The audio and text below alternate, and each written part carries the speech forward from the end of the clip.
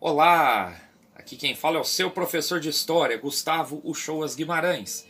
O tema dessa aula é Relatos de Viagem dos Navegantes, Mitos e Visões. Precisamos contextualizar aí, antes de falar desses navegantes, contextualizar o século XV.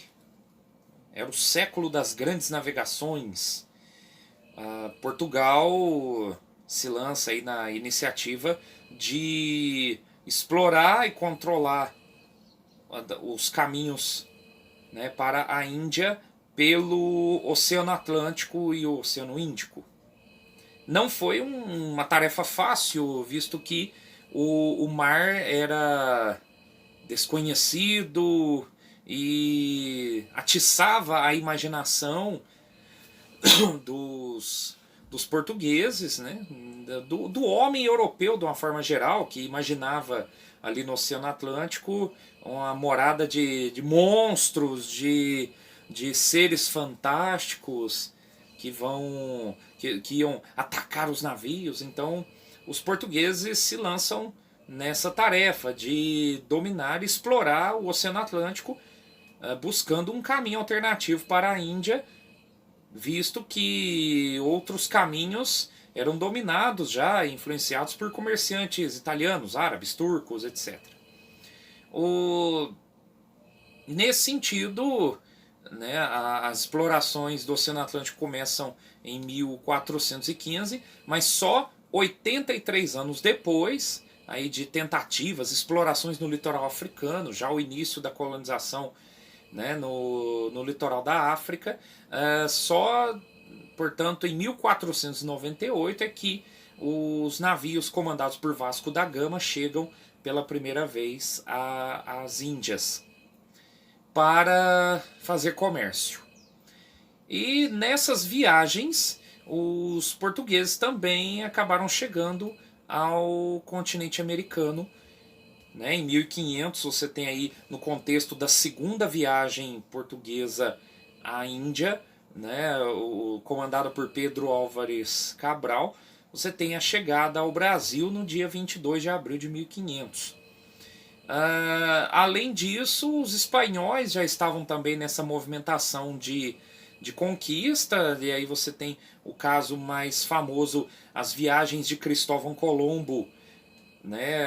A primeira delas, que chega às ilhas da América Central no dia 12 de outubro de 1492.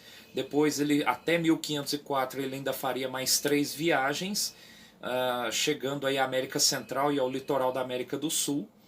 E depois disso, ao longo aí do século XVI, XVII, você tem uma série de viajantes que vêm para o continente americano e que vão fazer relatos muitas vezes fantásticos ou fantasiosos a respeito daquilo que viam no continente americano. Você tem, por exemplo, o relato do próprio Cristóvão Colombo, quando ele fala que em uma de suas viagens ele viu sereias de aparência muito feia com rosto masculino. Na verdade era o peixe-boi que ele tinha visto. Mas ele vai dizer que eram sereias, tal, até porque ele tinha uma carga de referências baseadas nas leituras dele. Cristóvão Colombo lia Marco Polo, por exemplo, que tinha feito uma viagem à China e outros lugares do Extremo Oriente no século XIII. E também tinha muitos relatos fantasiosos ali, ou fantásticos, exóticos e tal.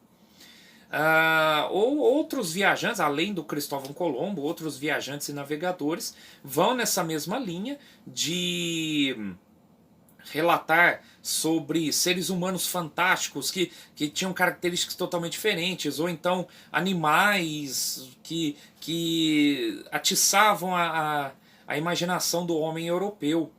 E esses relatos formaram aí uma visão sobre o continente americano, né, uma visão aí de que seria o paraíso, ou de que seria aí um lugar perdido, né, e que durante muito tempo atiçou, como eu disse, o imaginário europeu e atraiu mais e mais viajantes para cá.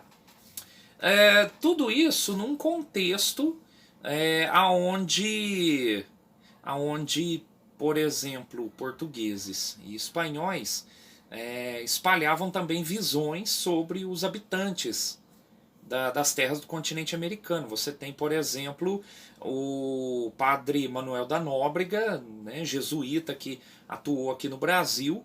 Ele vai escrever, por exemplo, que os índios, né, deveriam ter leis vindas da Europa para deixar de comer carne humana, para deixar de serem feiticeiros e assumirem o cristianismo, ou todo o ideal civilizatório aí em torno do cristianismo e do modelo europeu.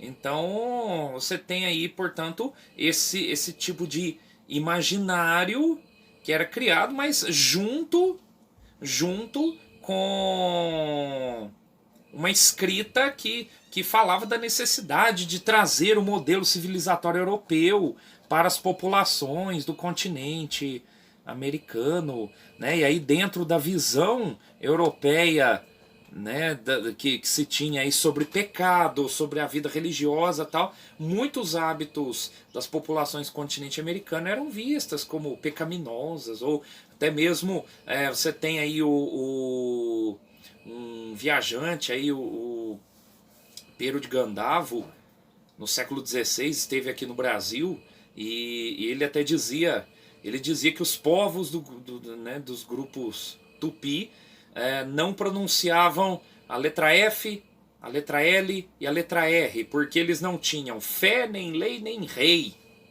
Então, né, olha só, o imaginário aí junto com uma, digamos assim, uma propaganda da necessidade de se civilizar as populações americanas de acordo com o modelo europeu. Então, na próxima aula vamos continuar explorando isso. Muito obrigado.